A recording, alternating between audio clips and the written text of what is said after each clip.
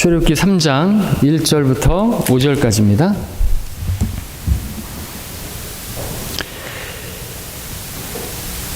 이제 모세가 그의 장인 미디안 제사장 이드로의 양떼를 치는데 그가 그 양떼를 광야의 뒤편으로 인도하여 하나님의 산 호렙에 이르렀더니 주의 천사가 가시덤불 가운데서 나온 불꽃 속에서 그에게 나타나시니라. 그가 보니 보라 가시덤불이 불로 타나 가시덤불은 소멸되지 않더라.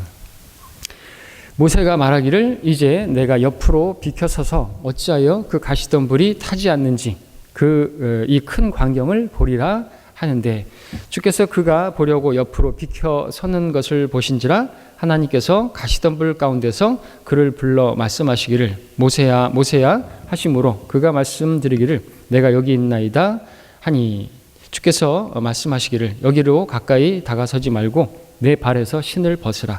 이는 내가 서 있는 곳이 거룩한 땅임이니라 하시더라. 주께서 또 말씀하시기를 나는 내 조상의 하나님이니 곧 아브라함의 하나님, 이삭의 하나님, 야곱의 하나님이라 하시더라. 모세가 자기 얼굴을 가리니 이는 그가 하나님 쳐다보기를 두려워함이더라. 자, 우리는 이 말씀에서 불타는 가시덤불을 발견하게 되죠. 먼저 이 말씀에서 이 가시덤불 안에 거하셨던 분이 누구신가? 이분은 출애굽기 3장 그 2절에서는 주의 천사로 나오고 있습니다. 그리고 뒤에 출애굽기 6장 3절에서는 자신의 이름을 여호와로 나타내지 않았다라고 말씀하신 그 여호와 하나님이신 것을 우리가 발견하게 되죠. 그리고 또 참고로 신명기 33장 16절에 보게 되면 덤불 안에 거하셨던 분이라는 표현이 나오는 것입니다. 하나님인 것을 보게 되죠. 때문에 우리는 성경에서 주의 천사는 곧 주의 현현, 곧 주의 나타나심, 천사는 나타나고자 하는 자의 현현이라는 사실을 발견하게 되는 것이죠. 그러니까 주의 천사는 곧 주님의 나타나심인 것입니다. 지금 읽었던 우리 그 6절 말씀에서 주님께서 말씀하셨습니다. 주께서 말씀하셨죠. 나는 내 조상의 하나님이니 곧 아브라함의 하나님, 이삭의 하나님, 야곱의 하나님이라 하시더라. 자, 이 기록을 예수님께서 신약성경 마가복음에서 이렇게 인용을 하셨더랬습니다. 부활을 믿지 않던 사두개인들에게 그렇게 말씀하셨죠. 기록되기를 죽은 자들의 살아남에 관하여 너희는 모세의 책 중 가시덤불에서 하나님께서 그에게 어떻게 말씀하셨는지 읽어보지 못하였느냐라고 말씀하고 있습니다. 그래서 이 부분만 일단 먼저 보면 가시덤불에서 하나님께서 모세에게 말씀하셨는 것을 네가 읽어보지 못했느냐 했죠. 그러니까 주의 천사는 곧 하나님인 것을 우리가 알게 되고요. 그러시면서 말씀하시기를 나는 아브라함의 하나님이요 이삭의 하나님이요 야곱의 하나님이라고 하셨으니 그분은 죽은 자들의 하나님이 아니요 산 자들의 하나님이시라고 말씀하고 있습니다. 이 말씀을 인용하셨는데 그 말씀을 인용하실 때 바로 이 출애굽기 3장의 이 말씀을 인용하시면서 주님께서 하나님은 아브라함의 하나님이고 이삭의 하나님이고 야곱의 하나님이다 말씀하고 계시다는 것이죠. 죽은 자들의 하나님이 아니라 산 자들의 하나님이시다라는 것이죠. 여기서 핵심은 무엇입니까? 그 이스라엘은 소멸되지 않는다는 것을 또 보여주는 것이죠. 하나님께서 부르신 사람들은 결코 멸망하지 않는 것이죠. 하나님께서 택하신 사람들은 절대로 끊어지지 않습니다. 우리가 받은 구원도 절대로 끊어지지 않고 우리는 멸망에 속할 자들이 아니지 않습니까? 그리고 또 I am이라고 말씀하셨죠. 예수님께서 또 I am, 바로 나는 난이라고 출애굽기에서 말씀하신 그 주님께서 나는 그러면서 또 이 말씀을 인용하셨습니다. 항상 현재로 계신 하나님이시고 또 그와 같이 이스라엘도 항상 존재할 것이다 라는 것을 가르쳐 주시는 부분이고 그것을 가르쳐 주시기 위해서 또 이 출애굽기 3장의 말씀을 주님께서 가져오셔서 그렇게 인용을 하셨다라는 것이죠.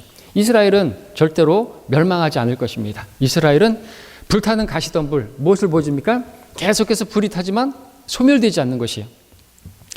그래서 교재에 보시는 것처럼 불타는 가시덤불은 에녹이 휴거된 것과 롯의 아내가 소금 기둥으로 변한 것을 제외한다면 성경에서 첫 번째 언급되는 기적이 되겠습니다. 의미가 있죠? 자, 여기서 보여주는 이 불타는 가시덤불 상징하는 것은 분명합니다. 소멸되지 않는 이스라엘이다라는 것이죠. 말라기 3장 6절에서 말씀하십니다. 나는 주임으로 변경하지 아니하노라. 그러므로 너희 야곱의 아들들은, 야곱이 누구예요? 이스라엘이죠. 이스라엘 아들들은 결코 소멸되지 아니할 것이라 말씀하고 계시는 것입니다. 주님께서 지금 주님의 이름을 걸고 말씀하신 것이, 나는 주다, 나는 변경하지 않는다. 주님께서는 후회하지 않으시고 말씀하신 것을 이루지 않으시는 분이 아니고 반드시 이루시는 분이시죠. 사람과 달리 사람은 일구이연하기도 하지만 하나님께서 말씀하신 건 반드시 이루시는데, 주님의 이름을 걸고 나는 변경하지 않는다. 변경할 수 없는 그러한 법으로 말씀하시는 것이, 그 내용이 뭐예요?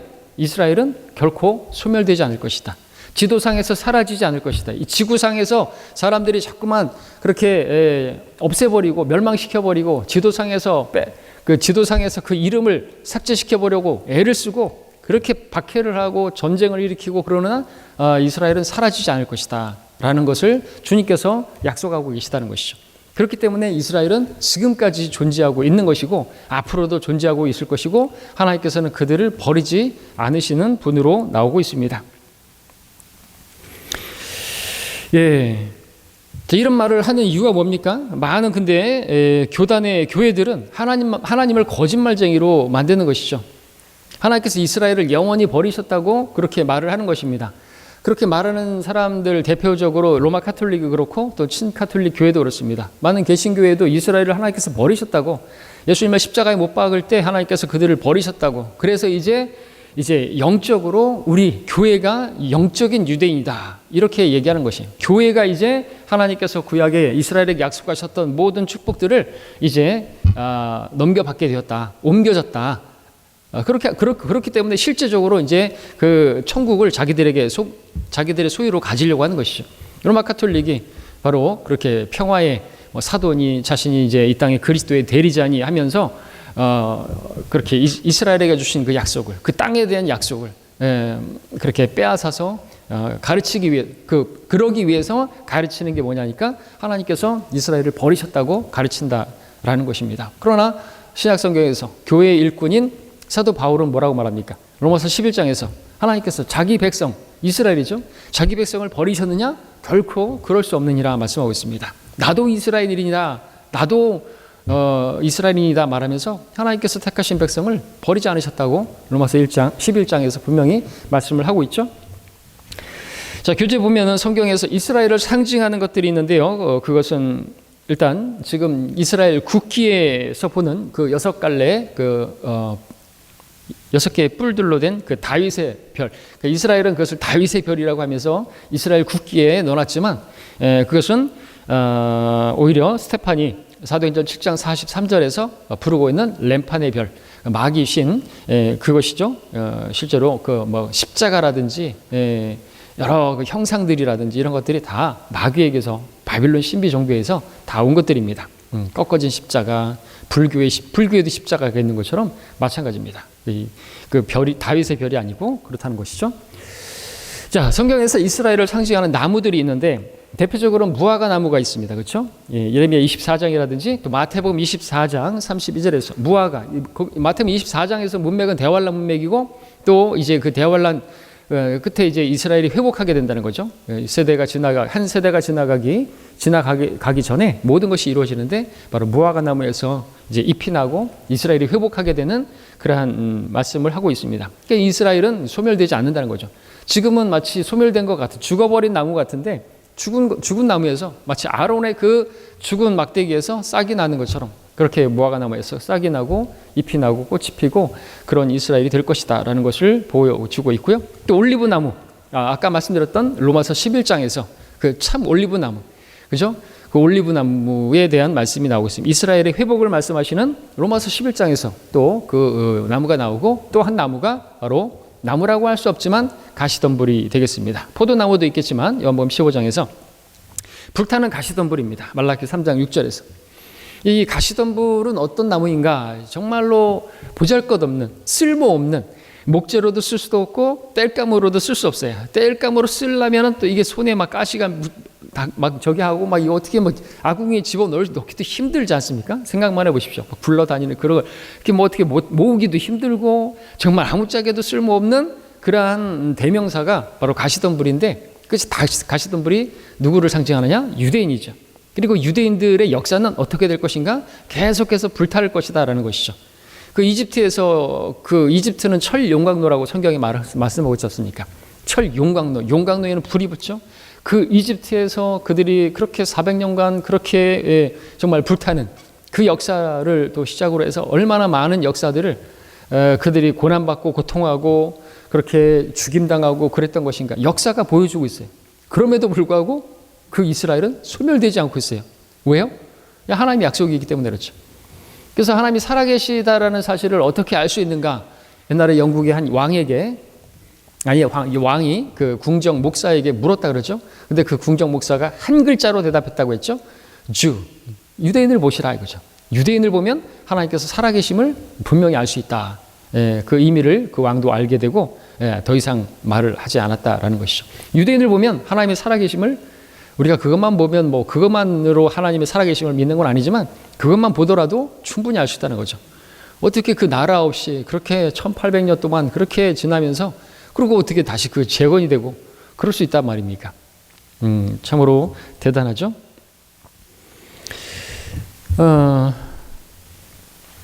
그렇습니다. 그 교재에 보시면은 이제 그 교재에 나온 이스라엘의 불타온 역사를 간단하게 그렇게 열거하고 있죠. 이스라엘은 이집트에서 그 철 용광로에서 노예가 되었고, 또 출애굽한 이후에는 이방인들이 괴롭혔고, 또 사네립이 학대했고, 느부갓네살이 대량 학살했고, 로마가 살육했고, 영국에서 추방당했고, 유럽인들이 박해했고, 에드워드 1세에 의해서 쫓겨났고, 프랑스에 의해서 강탈당했고, 히틀러에 의해서 가스실에 들어갔고, 화영장에서 그렇게 화장당했던 바로 그 불타는 가시덤불. 그러나 그 가시덤불은 아직도 건재하다라는 것이죠. 여러분들, 지금도 우리가 뉴스를 보고 있지 않습니까? 뭘 보고 있어요? 불타는 이스라엘을 보고 있는 거예요. 전쟁이 일어나서 불타고 있잖아요. 공격을 당했잖아요. 또 복수하고 있지만 계속 불타고 있어요. 그 불타는 역사가 계속됐단 말이죠. 지금은 이스라엘이 지금 뭐 공격을 하고 있고 하마스를 진멸한다 그러고 있고, 근데 그렇게 진멸하고 또 그 뭐 이란 뭐 그 주변 지역, 이집트 뭐 사우디, 그들을 이스라엘을 대적하는 그 주변 그 아랍 국가들을 다, 이스마엘의 그 후손들을 다 진멸한다고 해서 예루살렘에 평화가 임하는 것인가? 그렇지 않다는 것이죠. 그렇죠? 성경 예언에 따르면 모든 민족이 이스라엘을 대적하게 될 거라고 분명히 말씀하고 있습니다. 그 주변 국가들을 이스라엘이 다 진멸하고 하마스건 뭐 지하드건 다 진멸한다 할지라도 평화가 없어요. 평화가 없다 이거죠. 화평의 의의 왕이신 그 주님께서 오지 않으시면 화평도 없다라는 거죠. 의의 왕 살렘 왕, 화평의 왕, 그분이 오시면, 우리 찬송가 가사처럼 주님 없는 세상 평화 없습니다. 죄와 전쟁은 끝이 없습니다. 그렇기 때문에 이스라엘 스스로가 자기들이 뭐 평화를 위해서 지금 뭐 공격을 하고 진멸한다 해도 그렇게 되지는 않는 것이죠. 그들이 주님을 거부했기 때문에 당하는, 또 심은 대로 거두고 있는 것이고, 그리고 그들이 당하게 될 그야말로 불타는 용광로는 대환란이 있습니다. 대환란이 기다리고 있죠. 그리고 그 대환란을 거쳐서 그들은 이제 정결케 되고, 그들이 이스라엘이 민족 중에 우두머리로 그렇게 천년왕국에 그렇게 세워지게 되는 것입니다. 또 다른 러크만 주석서에는 여러분 교재는 없지만 이런 내용으로 나오고 있습니다. 역사적으로 이스라엘은 아시리아, 바빌론, 페르시아, 이집트, 그리스, 로마, 터키, 모슬렘, 스페인, 독일, 프랑스, 러시아, 오스트리아, 이탈리아, 폴란드, 알제리, 모로코, 튀니지, 이런 국가들로부터 침략을 당했고, 이런 국가들로부터 유대인들은 핍박과 끌려감과 죽임당하고 재산을 몰수당하고, 그 다음에 이 히틀러의 나치하에서 독가스실에서 600만 명이 살해당했고, 그런데 이스라엘은 그와 같은 불들을 통과하면서도 살아남은 것이다. 이스라엘이라는 국가 자체가 AD 100년이 지나면서 사라졌다. AD 70년에 로마 티투스 장군에 의해서 예루살렘이 함락되어서 가루로 만들어버린 이후로 디아스포라, 즉 세계로 흩어진 유대인들이 1948년에 국가로서 독립하기 전까지 1800년 이상을 국가 없이 지냈던 것이다. 세계 어느 민족이, 어느 국가가 그렇게 국가 없이 지내다가 1800년이 지나고 나서 그렇게 국가로 다시 세워진 나라가 어디 있습니까? 이스라엘은 결코 없어질 수 없는 그러한 결코 소멸될 수 없는 그러한 민족인 것이죠. 왜요? 하나님의 약속, 하나님의 말씀 때문에 그렇습니다. 하나님의 말씀은 하늘과 땅이 없어져도 하나님의 말씀은 사라지지 않습니다. 그렇죠? 없어지지 않습니다. 하나님의 말씀에 따르면 하늘의 별과 하늘과 땅이 사라지는 것은 쉬워요. 무엇에 비하면 하나님의 말씀이 사라지는 것에 비하면 하늘과 땅이 없어지는 게 더 쉽다는 거죠. 그만큼 하나님의 말씀은 그 말씀하신 것을 반드시 이루신다는 것이죠. 때문에 이스라엘은 결코 소멸되지 않을 것입니다. 아무리 그 이스라엘을 지금은 좀 세상의 언론이 이스라엘에 대해서 조금 긍정적으로 기사가 나오고 하고 있지만은 보십시오. 어쨌든지 간에 마지막 때로 갈수록 이스라엘을 대적해서 모든 이 세상은 사회주의, 공산주의 그리고 반유대주의로 가게 될 것이에요. 유대인들을 대적하는, 그래서 모든 민족이 대적하는 그것으로 성경은 그렇게 이방인들의 때 이방인들이 그 예루살렘을 42달 동안 또 짓밟는다고 계시록에 나오지 않습니까? 이방인들의 때가 바로 대환란 때 끝나게 될 때인데 그때까지 계속해서 짓밟힘 당하고 이스라엘은 불타는 그러한 가시덤불이 되는 것이죠. 자, 이것이 우리 출애굽기 주석서와 러크만 주석 성경에서 우리가 출처된 내용입니다. 그 다음에 우리가 두 번째 주제로 볼 것은 눈의 가시 같은 이스라엘이 되겠습니다. 눈의 가시 같은 이스라엘. 그러니까 어떤 눈에요? 세상 사람들, 믿지 않는 사람들의 눈에 가시 같은 이스라엘이 되는 것이죠. 눈에 가시가 들어가면 어떻게? 눈에 티만 들어가도, 그죠? 눈에 티만 들어가도 정말 괴로운데 가시가 들어갔다. 그것이 이 믿지 않는 이 세상, 또 마귀가 볼 때 그렇겠죠. 마귀가 볼 때 그런 것입니다. 자, 이스라엘은 과거에도 그랬고 현재에도 세상 나라들의 눈에는 가시 같은 존재입니다. 지금까지 그런 것처럼 앞으로도 계시록 20장 9절에서 10절까지 적그리스도와 거짓 선지자가 불못에 던져질 그때까지 계속해서 그렇게 가시 같은 존재가 되는 것이죠. 하나님의 백성이기 때문에 그렇습니다. 우리도 그렇습니까? 우리 하나님의 백성들, 교회도 세상 사람들이 볼 때 눈에 가시 같은 존재입니까? 어떻게 보면 여러분들이 볼 때 주님께서 사도 바울도 정말 만물의 찌꺼기 같고 정말 쓰레기 같고 그렇게 여겨졌다 그랬는데 우리가 세상 사람들에게 그렇게 보이고 있습니까? 그렇게 보이는 사람들이 우리들인 것이죠. 정말 눈에 가시 같은 사람들. 그렇게 사람들이 여기지 않고 있다고 한다면 내가 예수님을 믿는 사람이라는 것을 숨기고 있으면은 그렇게 여기지 않겠죠. 여러분들이 복음을 전해 보십시오. 나가서 거리에서 외쳐 보십시오. 그러면은 눈에 가시처럼 여겨지는 것이죠. 근데 우리는 어떻습니까? 그렇게 소멸되지 않는 것이죠.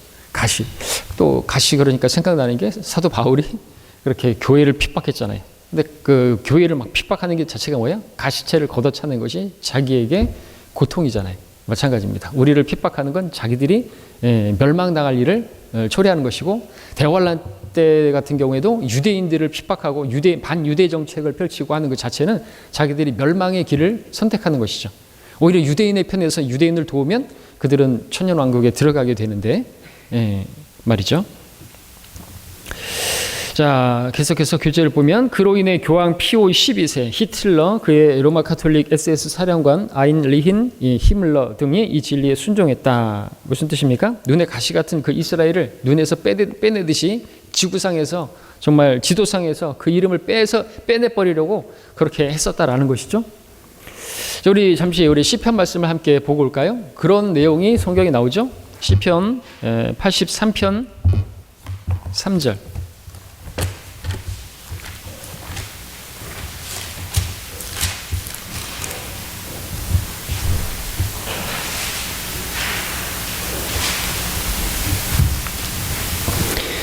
시편 83편 3절 4절 제가 읽겠습니다. 그들이 주의 백성들을 대적하여 간사한 계략을 꾀하며 주께서 숨기신 자들을 대적하여 의논하였나이다. 그들이 말하기를 오라 그들을 단절하여 나라가 되는 것을 막아 이스라엘의 이름이 더 이상 기억되지 못하게 하자 하였나이다. 5절에 그들이 한 마음으로 함께 의논하였고 그들이 주를 대적하여 공모하오니 그랬습니다. 또 여기서 우리가 보게 되는 건 그들은 주를 대적하는 그들의 영은 마귀들의 영에 또 하나님께 불순종하는 그 불순종하는 자들의 영을 따라서 행하는데 그 드러나는 모습은 이스라엘을 대적하는 것이죠. 그래서 이 말을 잘 생각해 보시면 지금까지 해왔던 그 아랍 국가들이 해왔던 말이죠. 이스라엘을 나라가 되지 못하게 만들자. 이스라엘을 지도상에서 사라지게 만들자라고 말했던 그 말이 계속되고 왔었던 것입니다. 지금도 계속되고 있고 그렇게 될 것인 것이죠. 그러나 교재에 보시면 성경을 없애기 전에는요, 유대인을 없앨 수가 없습니다. 자, 그래서 인간이 성경을 좋아하지 않는 이유가 그것이죠. 성경이 인간의 모든 것에 대해서 다 알고 있고 그것에 대해서 그 인간의 생각을 다 밝히 드러내고 있기 때문에 그렇습니다. 만일 누군가가 성경을 대적한다면 그 이유는 성경이 그를 대적하기 때문에 그렇습니다. 아까 우리 시편 말씀에서 봤던 거죠. 그들이 주를 대적하는 것이. 왜요? 성경이 주님께서 그들을 대적하고, 그러니까 하나님과 그들 사이에서 원수가 관계가 있죠. 그 원수 관계된 것을 주님께서 오셔서 예수님께서 바로 화목 제물이 되시고 그 화해 제물로서 오셨는데 그 받아들이지 않는 이상은 계속해서 원수로서 대적하는 관계로서 있는데 그 대적은 또한 이스라엘을 대적하는 모습으로 나타나게 되어 있습니다.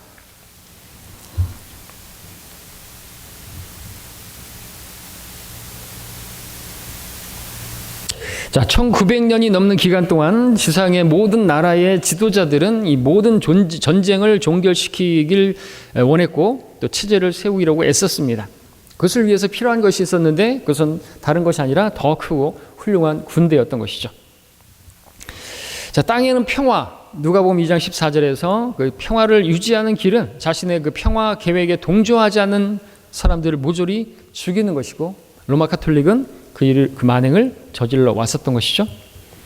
그러면서 그들의 머릿속에 들어있는 생각은 오직 이 땅의 평화만을 실현하는 것이었는데 문제는 그들이 화평의 통치자, 화평의 하나님 없이 심지어 어떤 천사들도 없이 그들 스스로 그 일을 하는 것이었습니다. 그 이유는 무엇인가? 인간들 스스로 자기 손으로 그 일을 해야만 평화가 왔을 때 그것을 자신의 공으로 돌릴 수가 있기 때문에 그렇죠. 그것이 인간의 타락한 본성이고 모습인 것입니다. 하나님께 영광 돌리지 않는 것이. 그래서 누가복음 2장 14절에 땅에는 평화요 사람들에게는 호의로다. 근데 그 앞에 뭐가 나온다고요? 이 땅에는 평화 앞에 뭐가 나와요? 성경에 누가복음 2장 14절에 하나님께는 영광이고 땅에는 평화고 그 다음에 사람들에게는 호의다 이거죠. 근데 하나님께 영광 돌리는 걸 빼버려요. 하나님 없이 땅의 평화를 정착시키려고 해요. 왜요? 하나님께 영광 돌리고 싶지 않은 거니까. 자기들이 이루어놓고 자기들이 영광을 받으려고 그걸 하는 것이에요. 그래서 그렇게 전쟁을 일으키고 십자군 전쟁을 일으키고 많은 전쟁을 일으키고 피를 흘렸던 것이죠. 결국에는 그들은 하나님과 상관없는 사람들이에요. 하나님께 영광 돌리는 것과 상관없는 그런 사람들인 것이죠. 하나님을 빼버리는 것입니다. 그리고 자기들이 하나님의 자리에 앉아 있잖아요. 로마 카톨릭. 그 교황의 그 어두간에는 그리스도의 대리자라고 자기가 하나님인 거예요. 지금 자기가 하나님이라고 하는 사람 중에 장길자가 있죠. 장길자가 하는 일이 뭐예요 지금? 무슨 이름이 뭐죠? 지금 하고 있는 거기 거기 뭐가 들어가요? 관심 없으세요? 세계 평화가 들어가요 거기. 무슨 세계 평화 무슨 이름이 붙어 있어요. 찾아보셔요 그럼. 평화 왜? 자기가 하나님이에요. 장길자가 하나님이에요. 그 아줌마가 그 할머니가 지금 세계 평화를 위해서 세계를 돌아다니면서 별의별 짓을 다 하고 있어요. 뭐 김치를 나눠주고 있고 뭐 쓰레기를 줍고 있고. 이만희도 자기가 하나님이라고요? 지가 하고 있는 일이 뭐죠? 역시나 평화를 얘기하고 있어요. 하나같이 그래요. 하나님 없이는 평화가 없어요. 의의 왕 없이 화평은 없는 것입니다.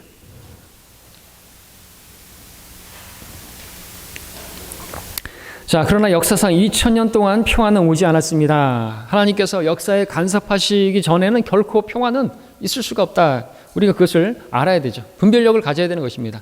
그러니까 여러분들 뉴스 보면서 세상에 평화가 오기를 정말 바라고, 왜 저렇게 전쟁이 일어나지? 전쟁하는 저 복수하는 이스라엘 아주 나쁜 놈들이네. 그러면 이제 저주를 내뱉는 거예요.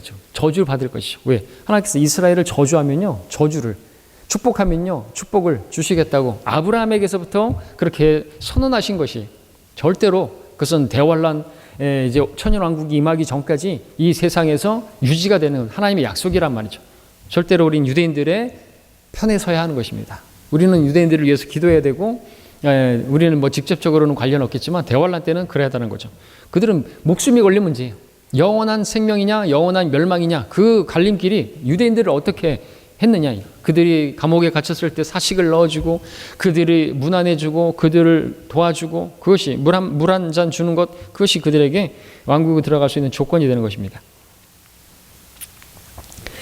자, 모든 전쟁은 땅을 두고 일어납니다. 인간은 자기가 차지하려는 땅에 발을 밟고 서야만 직성이 풀리는 법입니다. 그렇죠? 그러나 소위 팔레스타인 그러는데 그냥 하나님께서 이스라엘에게 주신 땅이죠. 그 팔레스타인의 경우는 이미 3000년 전에 이미 끝났습니다. 하나님께서 말씀해 주셨죠. 결정났을 뿐만 아니라 성경에 기록되었습니다.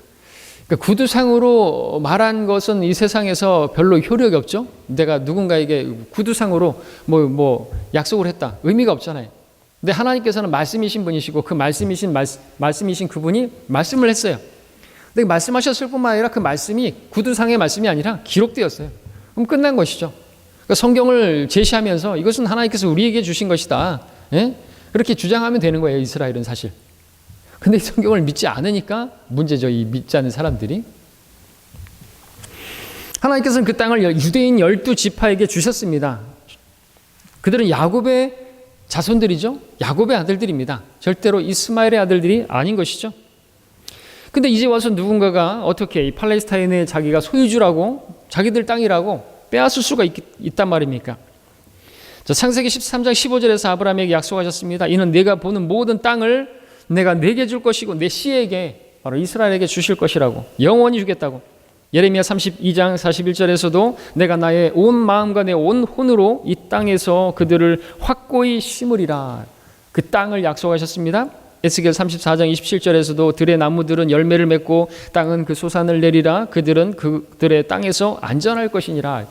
그 땅을 계속해서 그곳에서 안전하고 평화롭게 그들에게 주시겠다고 약속을 하셨죠. 아모스 9장 14절 15절에서도 내가 내 백성 이스라엘의 사로잡힌 자를 다시 데려오리니 내가 그들을 그들의 땅에다 심으리니 그들이 다시는 내가 그들에게 주었던 그들의 땅에서 뽑히지 아니하리라, 주 너의 하나님이 말하노라. 말씀하셨고 기록하셨고 게임 오버입니다. 누가 빼앗으려고 하는 것이, 성경이 바로 그들의 땅 문서고, 그죠? 그들의 증서예요, 증서. 자, 인간 군대로 하나님 아버지와 주 예수 그리스도를 대적해서 전쟁을 벌일 정도로 멍청한 사람들이 있겠습니까? 그러나 지구상의 수많은 나라들이 바로 그 주인공들이 될 것입니다. 그렇게 할 것이죠. 이스라엘을 대적해서 누가복음 21장을 제가 읽으면 예루살렘이 군대에 포위되어 있는 것을 보거든 그때는 그 패망이 가까운 줄 알라. 그때 유대에 있는 사람들은 산으로 피하고 도성의 안에 있는 사람들은 시골로 가되 시골에 있는 사람들은 도성으로 들어오지 못하게 하라.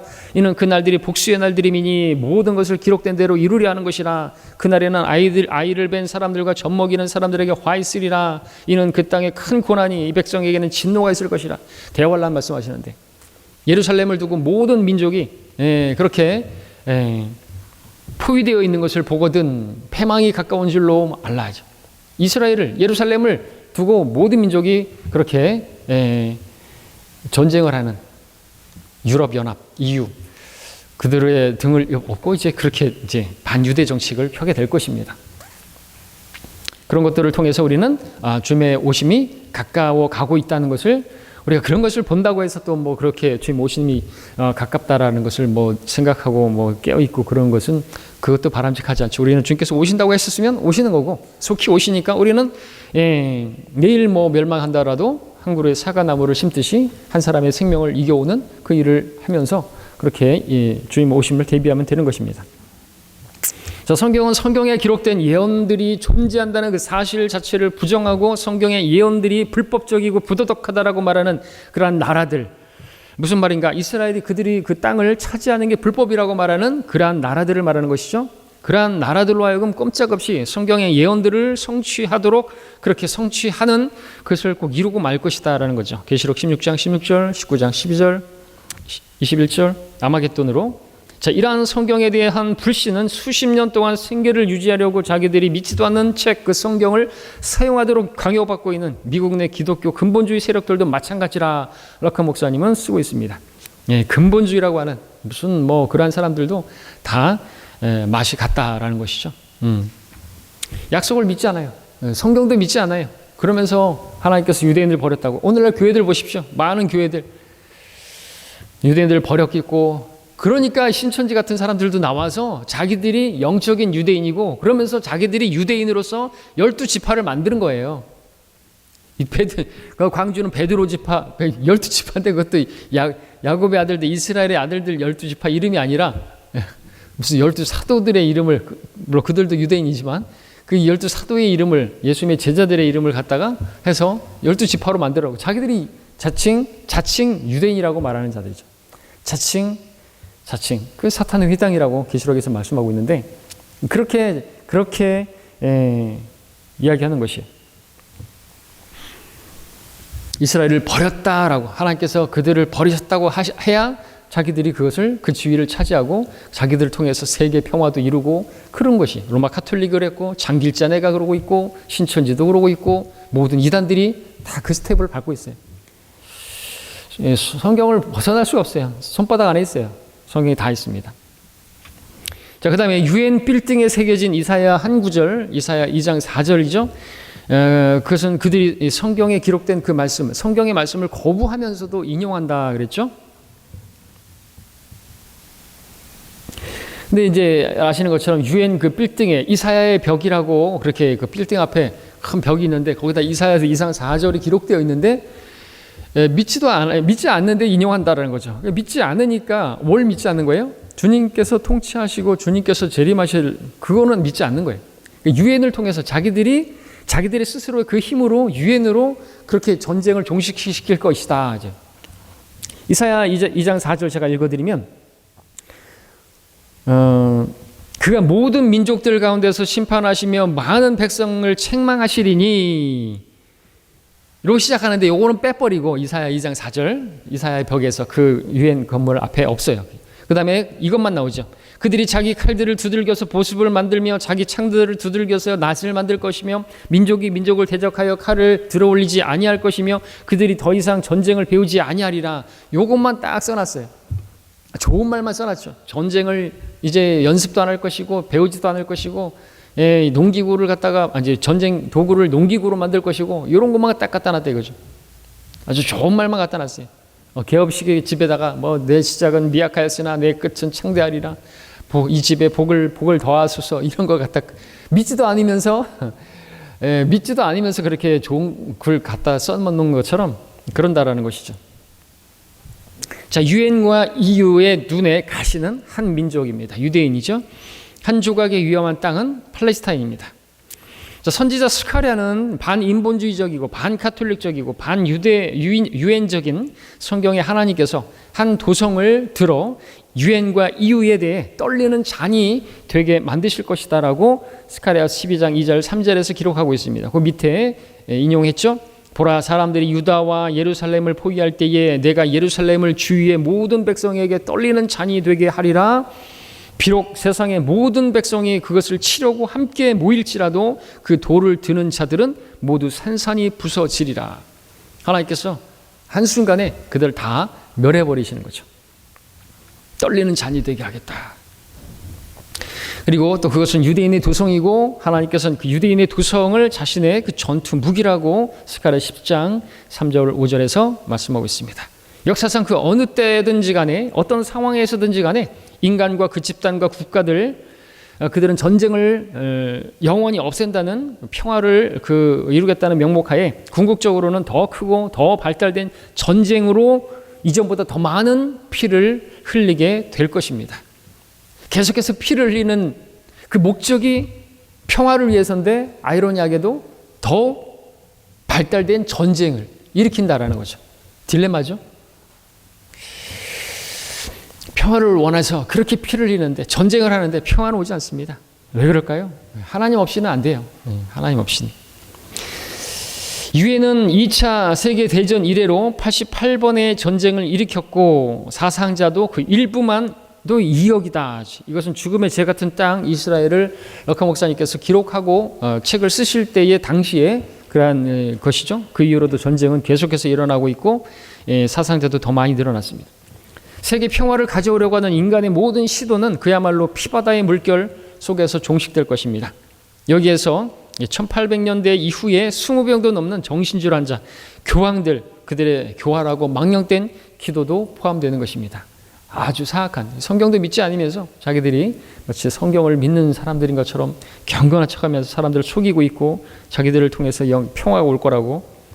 자, 평화의 도성, 히브리어로는 바로 예루살렘입니다. 예루살렘, 바로 평화의 도성이라는 뜻인데 그 평화의 도성의 평화가 오기 전에는 지구상의 영구한 평화는, 세계 평화는 있을 수가 없는 것이죠.